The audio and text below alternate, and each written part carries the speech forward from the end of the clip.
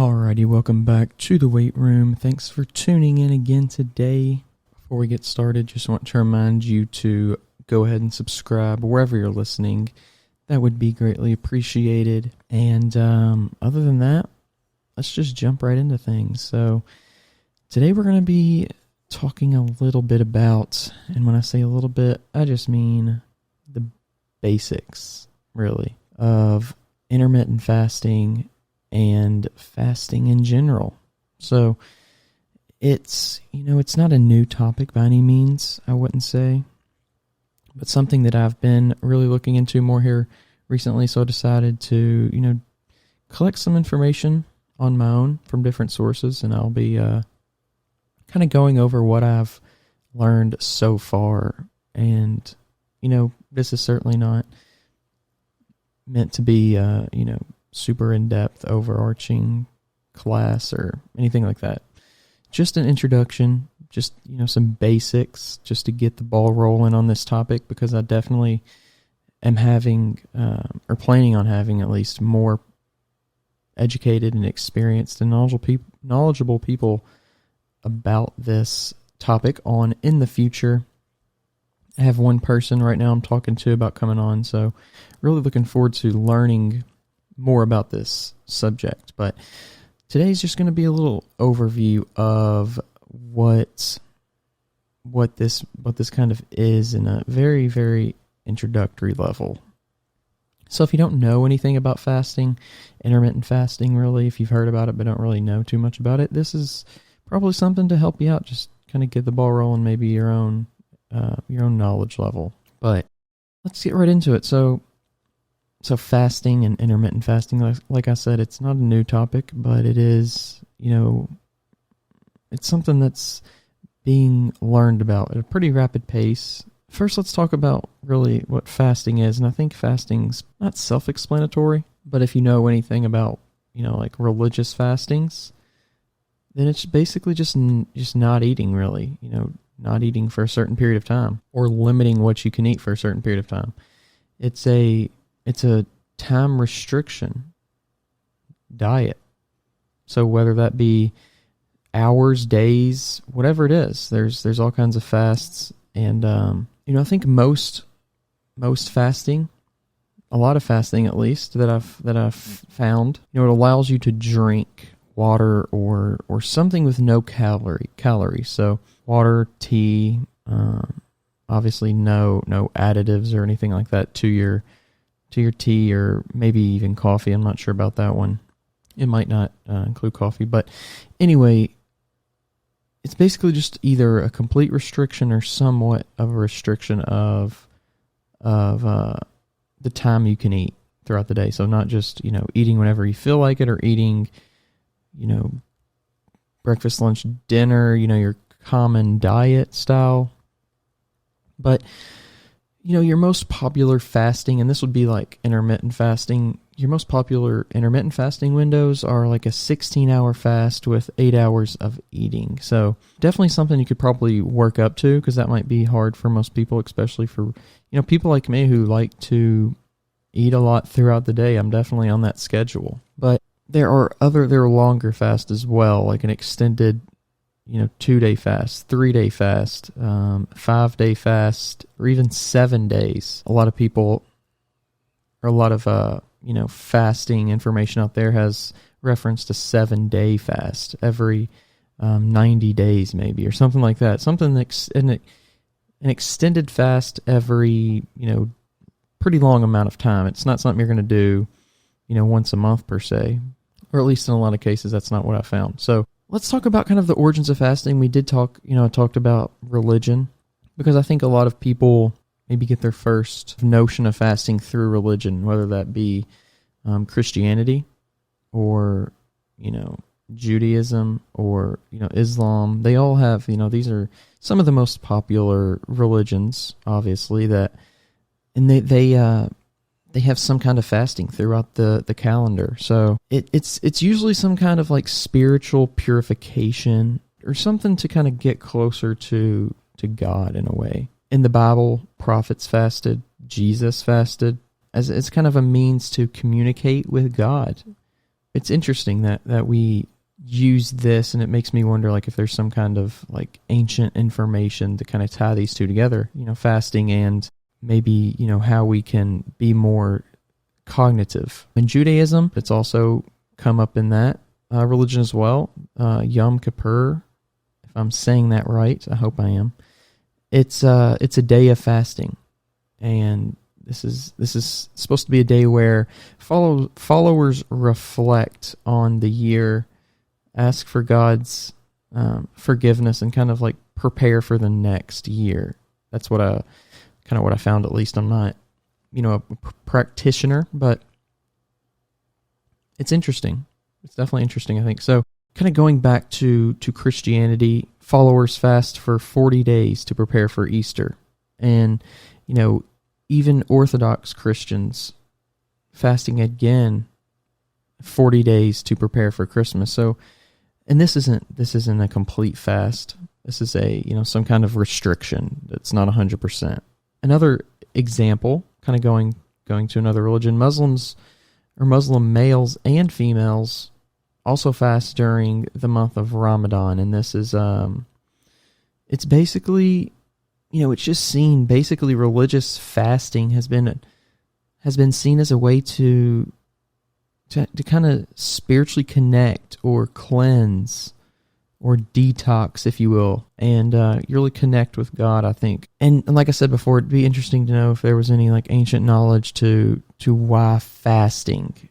Is there some kind of information out there that says, this is good for kind of clearing your mind cognitively, becoming stronger or whatever. But in recent history, let's talk about some recent history. Starting in the 1960s and 1970s, fasting was used to treat the morbidly obese. And this was, the 60s and 70s coming off of, such tough times with World War II, the Great Depression, just kind of the generation before.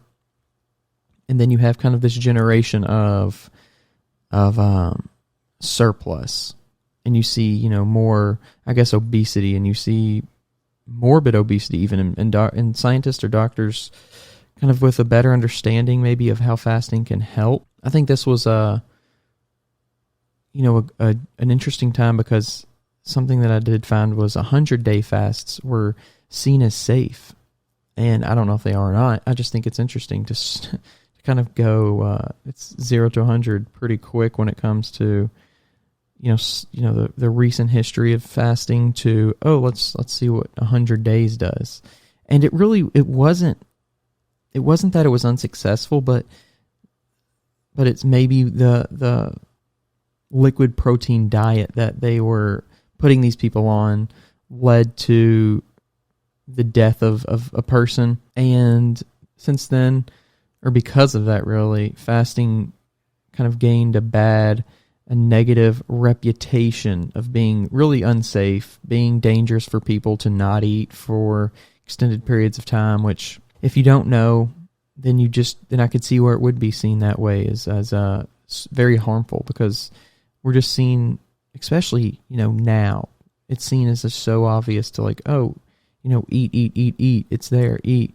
So talking about the 100-day fast, that's certainly not a common thing today, I don't think. There have been many variations and protocols of fasting, and we'll get into not the specifics of a lot of those, but kind of a general idea of just a few kind of protocols of fasting. But first, let's talk about some benefits to different body systems, and first to weight loss. Research has shown that intermittent fasting does not seem to produce greater weight loss than continuous energy restriction, which is kind of your typical, what we would probably consider your typical diet today, like a low calorie for a long period of time. The main factor in whether intermittent fasting is more successful or the continuous energy restriction is more successful is basically just an adherence. And I think that's important to understand, is just like figuring out what works for you.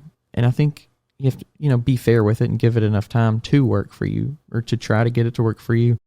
But, if one works better than the other for your weight loss, then go with that one maybe.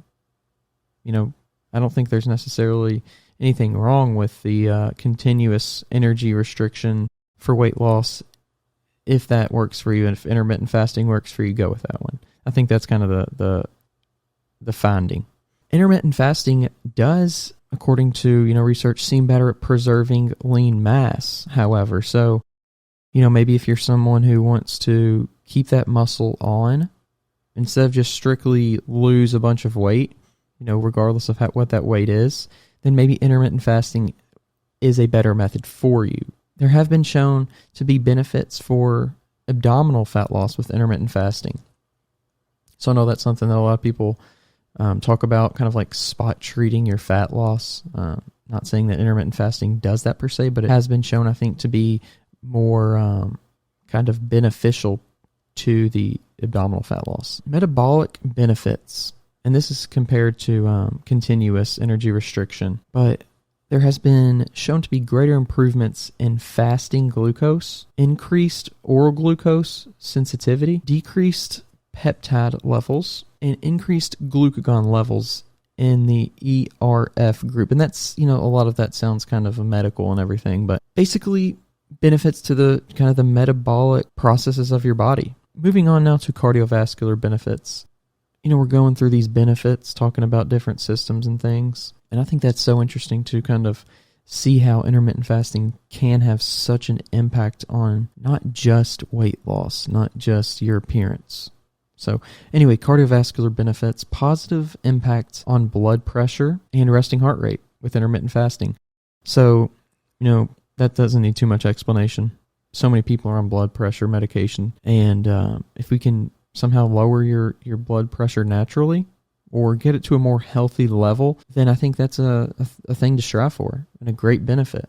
And then lowering your resting heart rate seems to be good as well, really just kind of a marker, if you will. Not something that you're like, oh, can't believe I lowered my resting heart rate, but it's something, it's just another one that they found. So another thing is an improvement of HDL and LDL. So your good and bad cholesterol right there, improving those markers, which again, cholesterol is another kind of a big thing that people struggle with, especially, here in America and in kind of westernized society with our diets. An improvement in triglycerides, once again, another kind of thing we struggle with. An improvement in insulin resistance. So, all these things with intermittent fasting coming together with your cardiovascular system to give you some real benefit to not necessarily track on a daily basis for most people, but, when you go into the doctor and they take your numbers, we all know that kind of the numbers that they take. And all those things are important when it comes to what they're looking for, really. And all this stuff, just to kind of re-say it, because I think I said at the beginning at least, all this stuff is fairly new information. It's new research being done. So we're still not like, oh, this is definitely going to happen for this. Anyway, let's move on to cognitive benefits. And most of these cognitive benefits have been shown in animals, not many studies on humans as of yet, at least. So in animals, though, there's been shown to be increases in spatial, associative, and working memory. So memory, basically, let's just call it memory, improved, increases in your memory, or in animals at least. So, if this translates, I think that's obviously a great benefit. And people think maybe, oh, if I don't eat, my cognition's going to decrease, my mental kind of capacity is going to decrease. But I think it's being shown to maybe not be the case. Maybe it's more of the opposite. Maybe the stuff that we're putting in our body is causing a lot of these issues, potentially. And then another thing, a potential of improvement in verbal memory in older adults. And then moving on, and I don't want to just kind of read down a list, but just want to give some examples of different benefits to different systems and different things. So this will be the last one, though. Cellular adaptation. And it's kind of been shown that cells adapt to this eating pattern, and the lack of relatively, continuous glucose source has been shown to increase expression of antioxidant defenses, help out with DNA repair, help with protein quality control with mitochondrial biogenesis, and the downregulation of inflammation. And if you know anything about inflammation, then you know at least what's being told is that inflammation really does play a huge role in so many different diseases and issues within the body. And if we can cut that out a little bit, cut it down, reduce it, then I think we're doing something good within our body. I think that's at least what's being said right now. I did say that was the last one, but we have one more kind of benefit area, and that's in the aging. And this has been shown in mostly in animals so far. Intermittent fasting has been associated with reductions in markers of systemic inflammation and oxidative stress that are associated with atherosclerosis. That's always been something hard for me to say.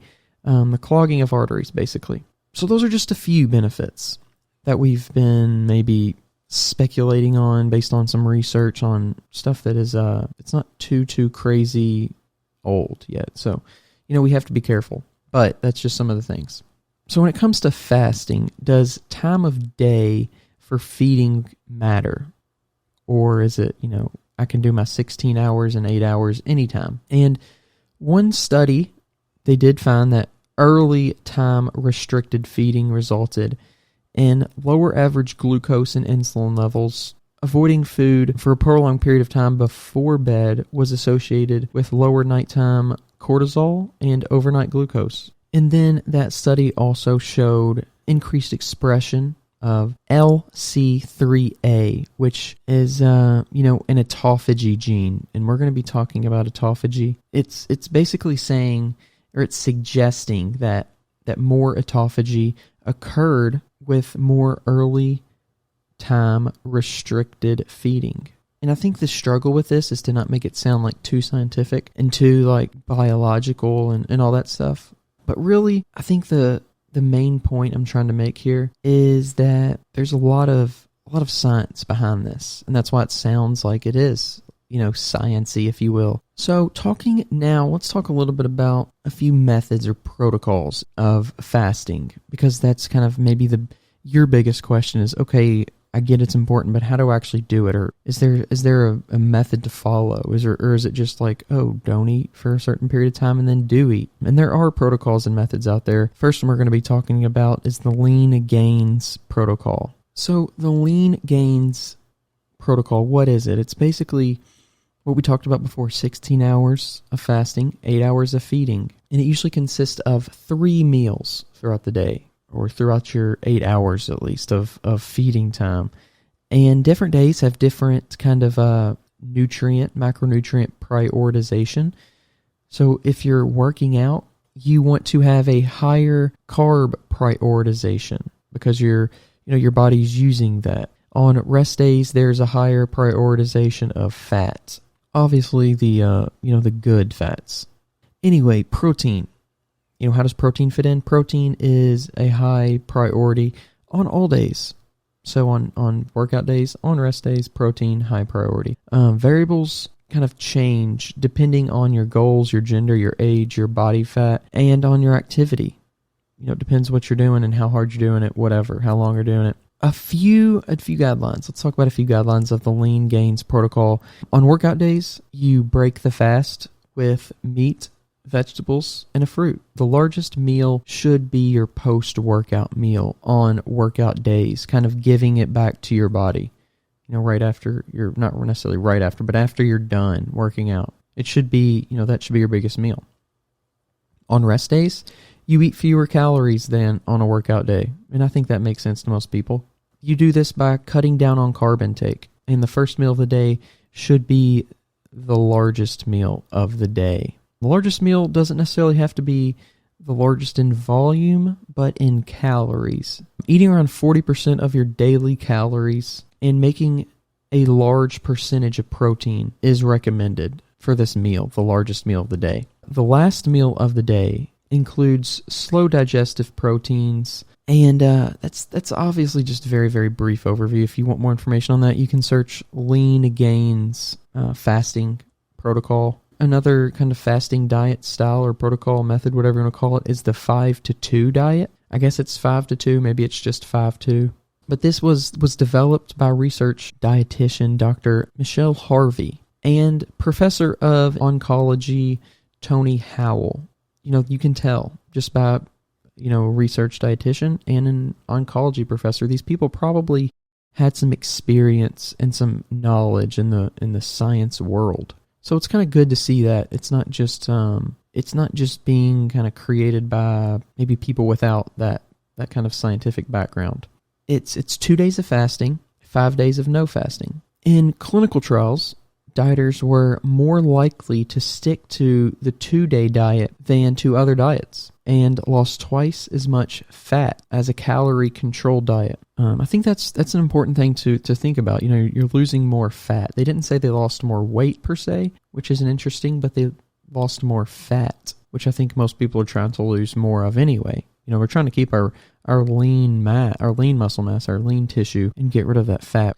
On top of the weight, you'll lose and will keep off more of the weight, the 2-day fasting diet versus the traditional method. It's also been shown that the 2-day diet lowers blood pressure, improves well-being, mood, and energy, and reduces insulin and levels of other hormones and inflammation in the body, known to cause cancer, heart disease, and diabetes. So the final version of the diet, the 5-to-2 diet, involves 2 consecutive days of low-carb, high-protein eating and healthy Mediterranean-style eating the rest of the week.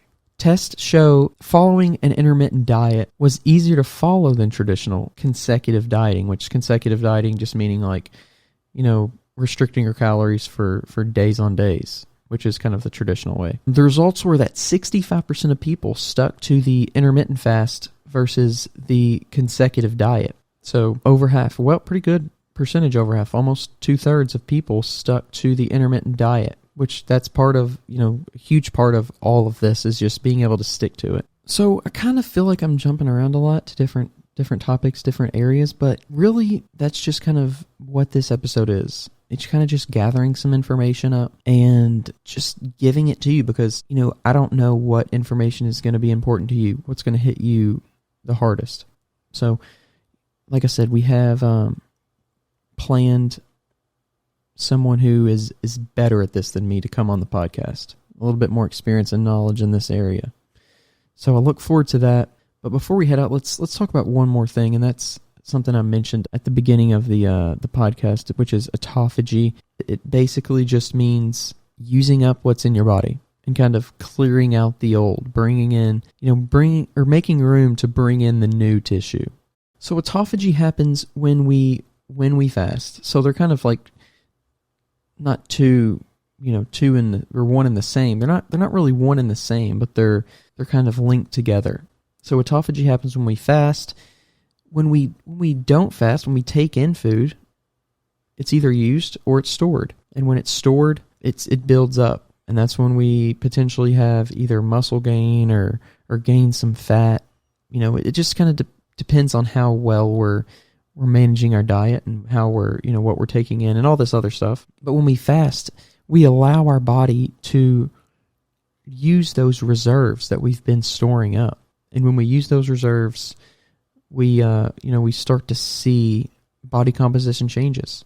And we got to be careful, of course, with, our fasting and experimenting on ourselves. And we got to make sure that this is safe for ourselves to try. So certainly reach out to somebody, a medical professional before you do try this. But it has been shown, in a lot of research to be, have so many different benefits. So, I'm definitely excited when it comes to, learning more about this and talking to different people about this and trying to bring you good information on fasting, intermittent fasting, autophagy, all these different things. And, okay, so before we head out, so we're going to cover one more term, and that is mTOR. Once again, sounds very scientific, but I'm going to keep it simple, going to keep it short. It's just a catalytic subunit of something called mTOR C1 and mTOR C2. And it's a major regulator of growth. It basically controls most anabolic, which is building up, and catabolic, which is kind of breaking down, controls those processes. And it really is affected by the nutrients in our body and what we put in. And when we fast, we have different signals, we don't have the nutrients coming in. So we have more, we have more catabolic processes going on in our body with this breaking down, and that's where, autophagy comes in. So, all this is tied together. You can't really take one out and say, talk about it without bringing in the other one. So I just wanted to kind of bring up, if you see in your own research or your own whatever of fasting, intermittent fasting, mTOR, that's what it is. It's kind of just one of those, it's just a subunit, and it helps regulate growth or, not growth, really. Just, are you growing or are you breaking down? So that's it for today. That's all we're going to talk about. I don't want to just be here and there and all over the place, and I feel like I am on this episode, but hopefully maybe you gained a little bit of understanding or maybe some information to be like, oh, I didn't realize that it was actually something that potentially be good for you. Or I didn't realize this about that. Just something. Maybe you gain one piece of information to help you out. Like I said, I know I was all over the place. It also doesn't, necessarily help that I started this episode at 5 a.m., but no excuses. No excuses here. Just here to help you out and, give you some information as I do my own research. But with that being said, let's go ahead, end the episode. Just want to make sure before you, skip off to another podcast or episode to subscribe and leave us a rating or review on Apple Podcast. Subscribe on Apple Podcast, on YouTube. Give us a follow on Spotify. Anywhere you listen to podcasts, you can find The Weight Room, as well as The Weight Room Podcast on Instagram. Give us a follow on there. And other than that, like I said before, we'll have more information on this to come, more guests who are much more, knowledgeable on this subject than I am to come. But let's head out. Have a great day.